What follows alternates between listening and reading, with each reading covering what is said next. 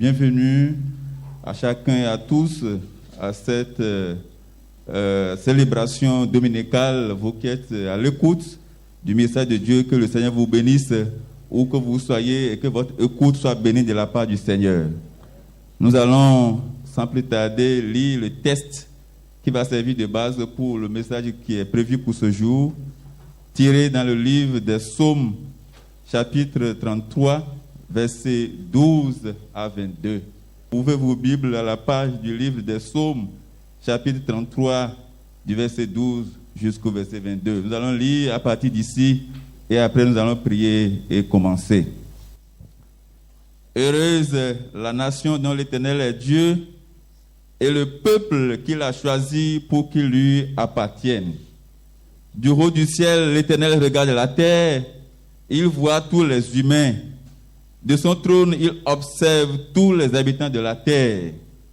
Il a formé leur cœur à tous et il reste attentif à chacun de leurs actes. Le roi n'est pas sauvé par une armée nombreuse. La force ne saurait délivrer le guerrier. Pour avoir la victoire, le secours du cheval est illusoire. Et toute sa vigueur ne suffit pas pour échapper. Mais l'Éternel prend soin de ceux qui le révèrent, comptant sur son amour pour les délivrer de la mort et préserver leur vie au jour de la famine. Le dernier verset, oui, nous comptons sur l'Éternel. Il est notre secours et notre bouclier. En lui, nos cœurs trouvent leur joie et notre confiance, nous la plaçons dans le Dieu saint. Accorde-nous ta grâce, ô Éternel, car nous comptons sur toi. Alléluia. Le titre que nous donnons à notre message de ce jour est intitulé « Dieu dirige les nations ». Dieu dirige les nations. Prions le Seigneur. Seigneur notre Père, tu es celui qui a créé la terre, celui qui a créé les cieux, celui qui a disposé les nations, tu les as rangées en ordre. Oh notre Père, que ton nom soit béni à jamais. Ce jour, nous sommes déjà là, le peuple est déjà là. Les bien-aimés qui nous écoutent partout dans le monde entier sont déjà à l'écoute. Nous voudrions, Seigneur, que tu nous conduises dans ce moment précieux et que tu touches chacun de nos cœurs et que ta parole puisse toucher nos vies. Agis puissamment, Seigneur, pendant ce moment pour la gloire de ton nom. C'est au nom de Jésus que nous avons ainsi prié. Ce message est un message qui s'adresse à toutes les nations. C'est pourquoi nous sommes venus de la part du Seigneur vous saluer, parce que c'est lui qui a créé toutes les nations. Le titre, nous le rappelons, Dieu dirige les nations. Et nous allons montrer rapidement en 3 grandes parties les éléments qui expliquent en détail comment Dieu dirige les nations. Et nous allons développer dans notre message de ce jour 3 attributs de Dieu qui expliquent que Dieu dirige les nations. Le premier élément dans le verset 12, c'est la souveraineté. La souveraineté. Le deuxième élément qui prend en compte les versets 13, 14 et 15, la vigilance. Et le troisième et le dernier élément qui prend en compte les versets 16, 17, 18, 19, la puissance. Et les versets 20, 21, 22 vont constituer donc notre conclusion. Verset 12, premier élément qui montre que Dieu dirige les nations, la souveraineté. Heureuse la nation dont l'Éternel est Dieu et le peuple qu'il a choisi pour qu'il lui appartienne. Les mots-clés ou les expressions clés de notre message de ce jour, il y a d'abord Dieu, il y a en plus nation et il y a l'adjectif heureuse. Dieu est le créateur des nations, des clans et des familles dont se compose l'humanité. L'humanité entière, tous les êtres humains réunis en tout lieu composent l'humanité, est composée des clans et des familles. Et Dieu qui est l'architecte de l'histoire, qui est l'architecte des peuples et des nations, a reparti les clans, a reparti les humains, a reparti les Européens, a reparti les Africains en des nations. Et c'est lui qui est le créateur des nations. Alléluia. Et en tant que créateur, l'Éternel reste à perpétuité souverain sur les peuples. Il reste à perpétuité souverain sur les nations. C'est lui qui est le maître de l'univers. Et c'est lui qui est le maître de l'histoire. Dieu n'est pas dirigé par quelqu'un. Dieu n'est pas commandé par un peuple ni par une nation. Dieu est souverain sur les cieux. Dieu est souverain sur la terre. Dieu est souverain sur toutes les nations. Et il est souverain sur tous les peuples. Alléluia. Ce passage, ce verset clé, le verset 12 du psaume 33, devait normalement figurer à l'entrée de toutes les chancelleries et sièges des gouvernements présidentiels et royaux du monde entier. Amen. Dieu est souverain. Cela signifie qu'il est le suprême. Notre Dieu, c'est le suprême. Dieu est souverain, cela signifie qu'il a le pouvoir suprême. Dieu est souverain, cela signifie qu'il exerce le pouvoir suprême. C'est Dieu qui dit et une nation est heureuse. Alléluia. C'est Dieu qui dit et une nation est heureuse. C'est pourquoi le texte dit heureuse la nation dont l'Éternel est Dieu. C'est lui qui dit et une nation est heureuse. C'est lui qui ordonne et un État est prospère. Bien-aimés, vous comprenez clairement qu'en dehors de lui, en dehors de Dieu souverain, aucun État, aucune nation et aucun peuple ne peut véritablement prospérer.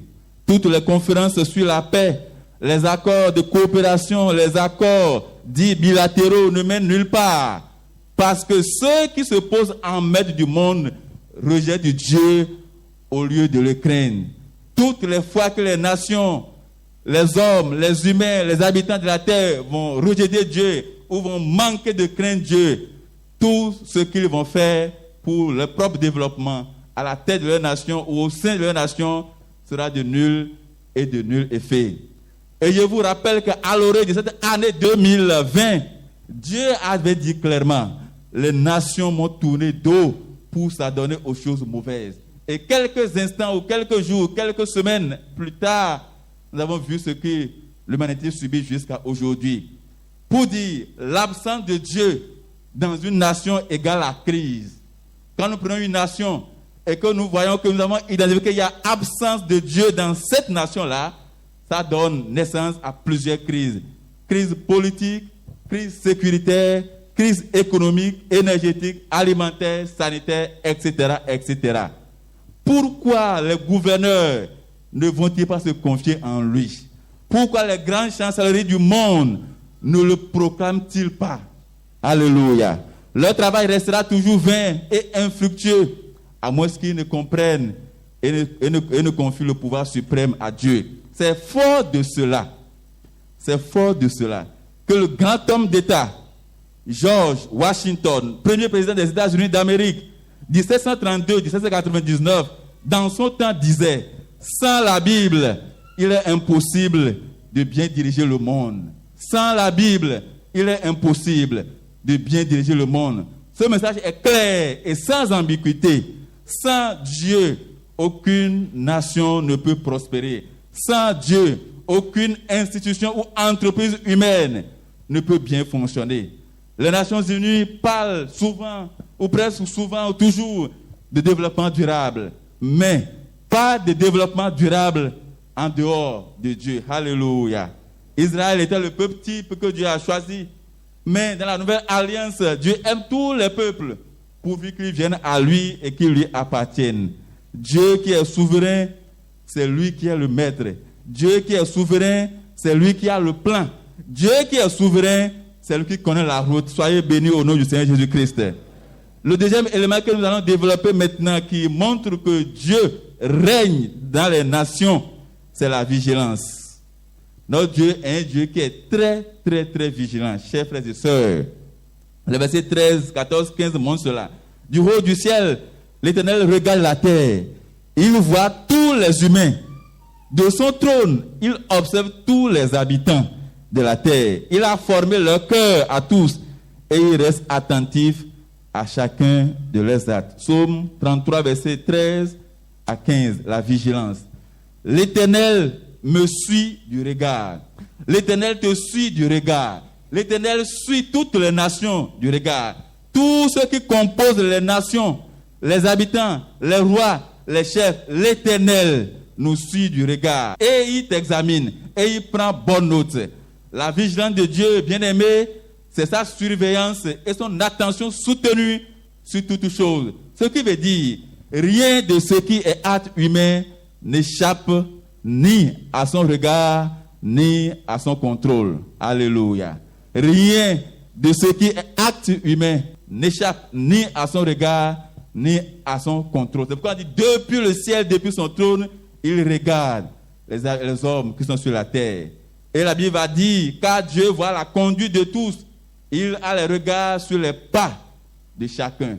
Et le sage Salomon aussi a compris lorsqu'il déclare, car les voies de l'homme sont devant les yeux de l'Éternel. Les voies des nations, des peuples sont devant les yeux de l'Éternel, qui observe tous ses sentiers. Quelles sont maintenant nos voies? Quelles sont maintenant tes voies? Sont-elles tortueuses ou aplanies? Quelle pensée te vient à l'esprit quand tu te trouves seul dans un endroit obscur? Certains diront, Dieu ne peut tout voir. Dieu ne peut voir jusqu'ici. D'autres diront, personne n'est ici avec moi. Je suis seul dans ma chambre. Je suis seul dans ma douche. Je suis seul dans ma voiture. Je suis seul dans mon atelier. Je suis seul dans mon laboratoire. Je suis seul devant mon ordinateur. Oui, Dieu ne peut tout voir. Mais Dieu lui dit qu'il est attentif à tous les pas. Parce que son regard, depuis le trône, regarde tout ce que nous faisons. Alléluia. Quel Dieu vigilant que nous avons. Nous devons vraiment tenir compte de ça. Amen. Troisième et dernier élément dans ce message qui montre que Dieu règne, que Dieu dirige les nations, c'est la puissance. La puissance de Dieu montre que Dieu dirige les nations. Les versets 16 à 19. Le roi n'est pas sauvé par une armée nombreuse. La force ne saurait délivrer le guerrier. Pour avoir la victoire, le secours du cheval est illusoire et toute sa vigueur ne suffit pas pour échapper. Mais l'Éternel prend soin de ceux qui le réveillent, comptant sur son amour pour les délivrer de la mort et préserver leur vie au jour de la famine. Psaume 33, versets 16 à 19. La puissance, c'est le pouvoir de faire. La puissance, c'est la force capable de grands effets. Aucun humain n'a la force capable de grands effets, si ce n'est notre Dieu, celui qui dirige les nations. Les chefs des armées se confient dans le nombre de troupes qu'ils commandent. S'ils ont 40 000 troupes, 40 000 soldats, ils se confient en ça. Les guerriers s'en remettent à leur force, à leur vigueur, à leur énergie. Mais tous ces éléments sont des facteurs insignifiants aux yeux de Dieu. Devant toutes les tragédies, les calamités possibles, imaginables de ce monde bas, l'homme reste impuissant. Si l'homme qui compose ou bien qui est au sein des nations reste impuissant, ça veut dire que les nations et leurs dirigeants restent impuissantes devant la toute-puissance de Dieu. Mais la Bible dit, cependant, l'Éternel garde du mal et sauve tous ceux qui se confient en lui. Alléluia. L'OMS ne peut pas nous sauver, non. Les États-Unis ne peuvent pas nous sauver, non. La Russie ne peut pas nous sauver. Mais la Bible dit que l'Éternel garde du mal ceux qui se confient en sa puissance. Confions-nous en la puissance de Dieu et que notre salut soit total. Alléluia. Il n'existe aucune puissance humaine capable de nous sauver, de nous secourir en temps de danger, de calamité, si ce n'est le Seigneur. Quel est le moyen humain sur lequel tu t'appuies aujourd'hui? Pour ceux qui ont fait l'expérience avec les chars et les cavaliers pour traverser l'eau, en ce temps-là, ils ont vu combien grand a été leur échec. Alléluia. Ayant déjà vu ces trois éléments qui montrent que Dieu dirige les nations, à savoir la souveraineté, après la vigilance, après la puissance, nous allons maintenant ramasser et conclure pour terminer. Dans les versets 20 à 22, cette conclusion que nous avons intitulée « Une confession de foi ». Une confession de foi. Et l'extrait dit à la fin, oui, nous comptons sur l'Éternel. Il est notre secours et notre bouclier. En lui, nos cœurs trouvent leur joie et notre confiance, nous la plaçons dans le Dieu Saint. Alléluia. Et notre confiance, nous la plaçons dans le Dieu Saint. Accorde-nous ta grâce, car nous comptons sur toi. Psaume 33, versets 20 à 22. Cette conclusion est une confession de foi. Cette conclusion qui est une confession de foi est une réponse de tous ceux qui honorent et espèrent en Dieu et de tous ceux qui se reposent sur sa grâce et sur sa bonté. Reposons-nous sur la grâce et sur la bonté de notre Dieu. Alléluia. Confesser, ça veut dire quoi? Confesser, c'est avouer, déclarer, reconnaître, proclamer. Ce n'est pas seulement nos péchés que nous allons confesser, chers frères et sœurs. Non. Maintenant que nous avons un Père, nous devons à chaque moment confesser ses attributs, reconnaître et proclamer sa souveraineté sur nos vies, reconnaître sa vigilance et sa puissance dans nos affaires. Et je vais donner le dernier exemple pour terminer. Il y a un roi spectaculaire, extraordinaire, parmi tant d'autres, qu'on appelle Josaphat. Et quand il devait conduire le peuple de Juda en face des peuples adverses, ennemis, Moabites et Ammonites, face à ce peuple-là, le roi Josaphat et le peuple confessaient les attributs, ces attributs de Dieu. Et ils ont dit ceci: ô notre Dieu, nous sommes sans force devant cette multitude nombreuse qui s'avance contre nous. Et nous ne savons que faire. Mais nos yeux sont sur toi. Mais nos yeux sont sur toi. Mais nos yeux sont sur toi. Alléluia. Tout Juda se tenait debout devant l'Éternel, avec leurs petits-enfants, leurs femmes et leurs fils. Josaphat et le peuple de Juda s'étaient remis entièrement à la souveraineté et à la puissance de Dieu. En face de dangers bien-aimés dans le Seigneur, d'un danger de la mort, de la maladie, etc., famine, calamité, disette, souffrance, oui, nous devons nous tenir debout, comme ce peuple-là a fait, pour confesser ce que notre Dieu est. Je résume en 3 phrases. Dieu a le pouvoir suprême sur nous. Ça veut dire qu'il est souverain. Dieu nous regarde avec une attention soutenue. Ça veut dire qu'il est vigilant. Et Dieu est capable en toutes choses. Il est un Dieu puissant. Que Dieu bénisse votre écoute attentive. Soyez bénis.